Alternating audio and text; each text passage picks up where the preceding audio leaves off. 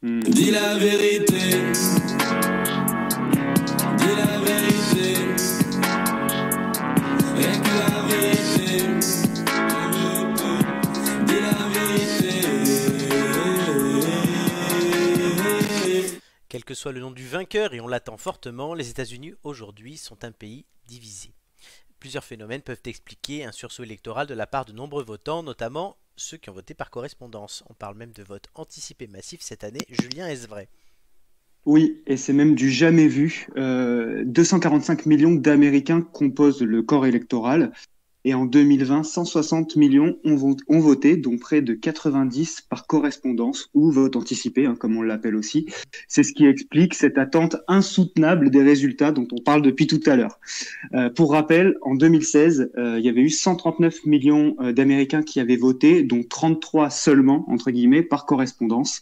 Alors ce vote anticipé, il prend de l'ampleur depuis 2008. Il est mis en place dans une trentaine d'États pour encourager la démocratie, car si vous ne le savez pas, le jour du vote, l'Election Day, comme on l'appelle, n'est pas chômé pour les Américains, ce qui peut expliquer en fait une anticipation prise par certains. Alors cette année, c'est effectivement un sursaut démocratique, hein, on l'a dit tout à l'heure entre nous. Cette élection, elle est inédite à plus d'un titre. Si le nom du gagnant se fait attendre, on peut déjà dire que la participation est record, près de 65%. Et la dernière en date, c'était 62,8% en 1960 pour le duel Nixon-Kennedy. Mais une telle incertitude dans les résultats n'est pas nouvelle non plus. On se souvient de l'an 2000 avec le choc George W. Bush et Al Gore. Ce dernier, supérieur en nombre de voix, n'avait pas réuni le nombre de grands électeurs suffisant pour entrer à la Maison-Blanche. Et si vous vous souvenez aussi, cette année-là, le résultat final était tombé plus d'un mois après le scrutin. Alors pourquoi Donald Trump et de façon plus générale les républicains sont-ils hostiles au vote par correspondance? Alors c'est là que c'est un peu plus technique et je vais essayer de vous l'expliquer. Tout simplement car il y a un décalage entre les premiers résultats qui sont favorables aux républicains et les résultats définitifs après comptabilisation des votes par correspondance qui virent plutôt au bleu. En fait, le vote anticipé, c'est un peu une source de faux espoir pour le camp de Trump.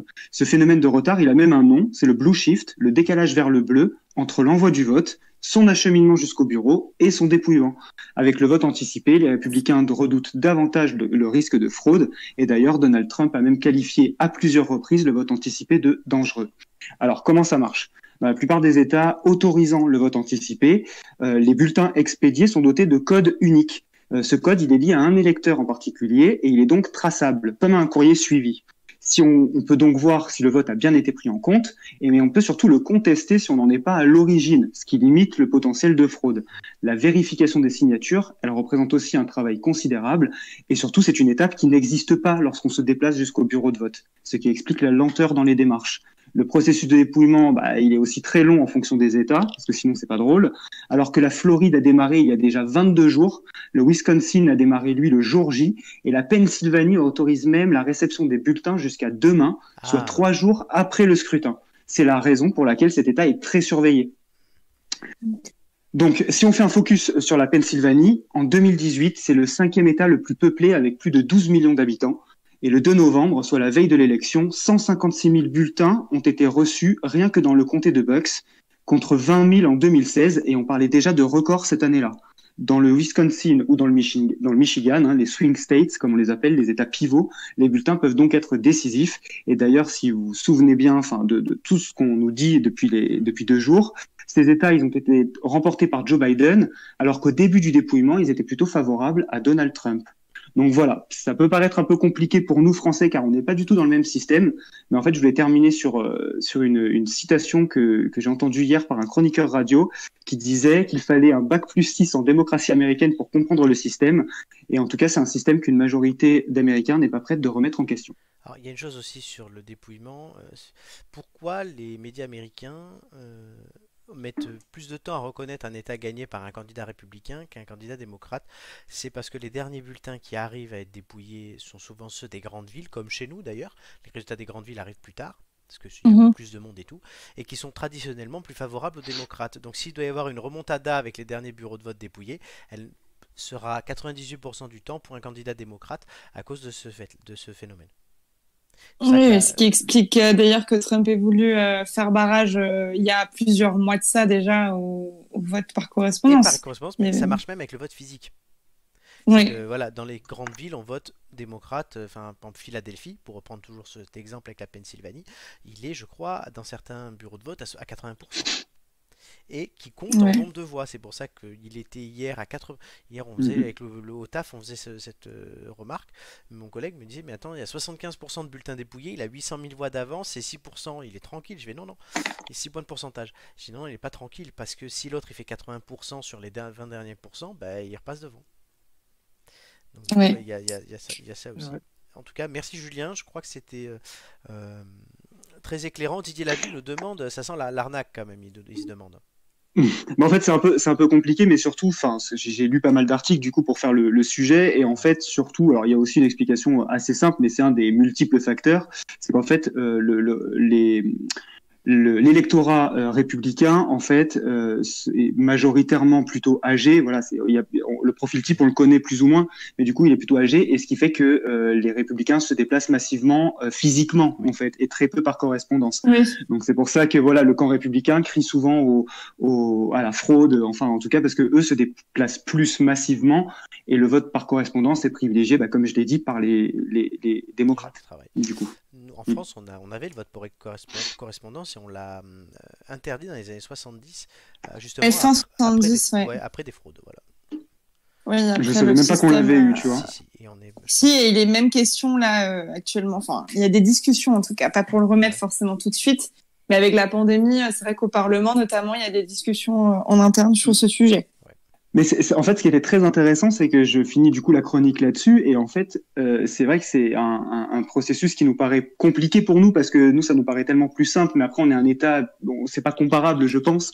Et c'est vrai que du coup, les Américains, paradoxalement, ils veulent pas du tout, ils sont très attachés à ce système et ils ne comptent certainement pas le remettre en question, en fait. Et ça peut paraître dans un État qui paraît ultra moderne, bah, ça peut paraître un modèle archaïque en fait, mais ils sont pas prêts à le remettre en question pour une grande majorité. Le vote par Ouais. correspondance. Non, non, le système de vote aux Ah non, USA. alors le système, oui, alors là, encore une fois, c'est une analyse très française. Le système de vote des Amériques se justifie de la façon suivante, c'est que ce sont des États-Unis, donc une fédération Voilà, d'États. tout à fait. Donc, pour élire le président de l'État fédéral, ce ne sont pas aux gens de voter, mais aux États.